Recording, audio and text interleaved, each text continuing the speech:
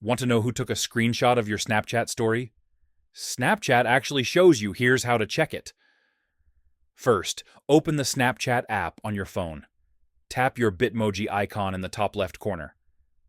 This opens your profile page. Under My Story, tap on your story preview to open it.